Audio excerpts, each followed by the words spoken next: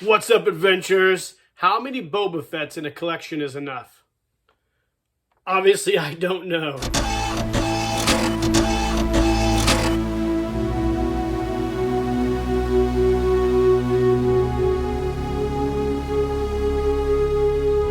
Keep living the adventure.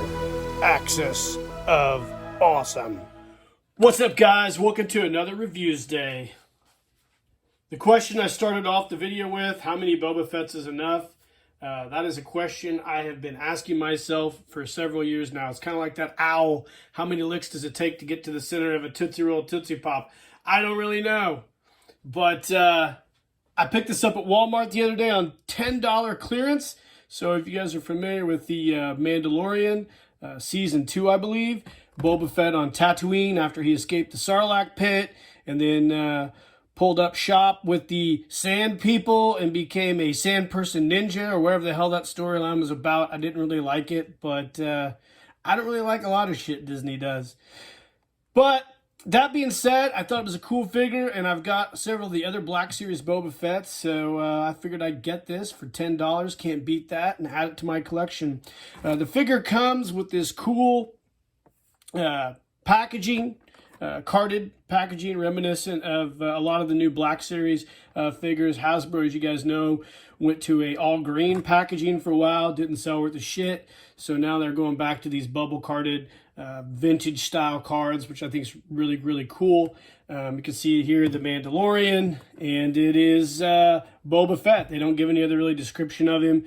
It comes with this cool little tab or whatever here. I'm not sure what that is. I'm not really familiar with this figure. I just, like I said, saw it on clearance. So on the back, we've got a nice description. Of course, all the other Hasbro bullshit they put on there. And a cool motif or whatever. So we'll go ahead and we'll pop this guy out of the card and take a closer look at him. All right, gang, here's the figure proper out of his package. He comes with a couple, actually 3 different accessories. The first one being this battle staff, Sand Person battle staff, I guess that's what you call it. I don't know. Some of the Star Wars nerds out there probably know exactly what this is and all its capabilities. Nerds. He also comes with this Tatooine laser rifle that we first saw with Luke Skywalker and A New Hope. Pretty cool. The figure also comes with a blaster, which is similar to the blaster. Actually, it's the same blaster that he has in the other versions of his figure. That's something new Hasbro and Disney added, was Boba Fett having a sidearm. He comes with the figure itself. It comes with the soft goods cape. So this is his Tuscan Raider overcoat or overrobe, I guess. The figure inside is pretty cool. It's got a lot of the same figure sculpts that are used in some of the later Boba Fett figures when he gets his armor back. I believe the Typho or Typhus or whatever the hell one that I've reviewed a while back utilizes this same portion here. Several points of articulation at the feet, the knees, the hips, the thighs swivel up on the hips. It also swivels. The top's a brand new sculpt. It is this cool Tuscan Raider garb or whatever. Hands as well.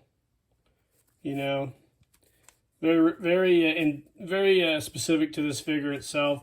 The head sculpt's really cool.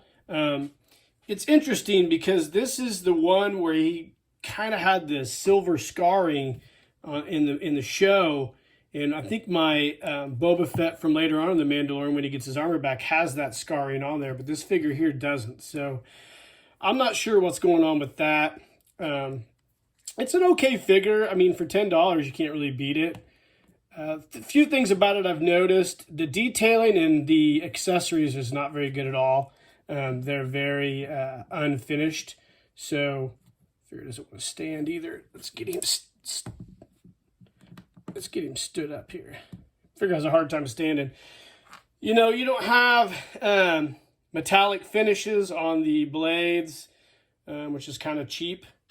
And this gun here seems to be a little out of scale with Boba Fett. Again, cheap. The blaster isn't painted. The later versions are.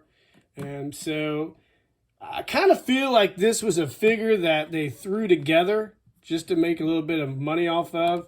Probably didn't sell well, considering I found it on clearance at Walmart in my hometown, which I found a lot of stuff on clearance. If you guys have noticed lately, most of my reviews have been clearance reviews.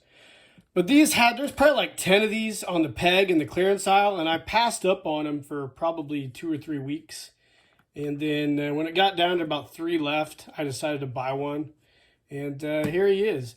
It's not a great figure by any means. I wouldn't waste my money on this unless you see it on clearance. $10 might have been actually a little too much for this in my opinion. But I like to have Boba Fett figures, and this is a unique figure of Boba Fett without his Mandalorian armor, and I thought, you know what the hell, I think I'll buy it. So, pretty simple, basic review. Yeah, I don't know what else to say about this guy. Oh, he did come with this here. I think it's kind of like a challenge coin of some kind. I don't know if that's number 7. I'm not sure what these detail. This is the New Republic, I believe. But I'm not sure what the heck that's all about. But anyways, hope you guys enjoyed this really basic, shitty review of this figure. Like and subscribe to the page, hit the notification icon. I'll try to do better on some of my reviews in the future. And in the meantime, guys, keep living the adventure and cheers.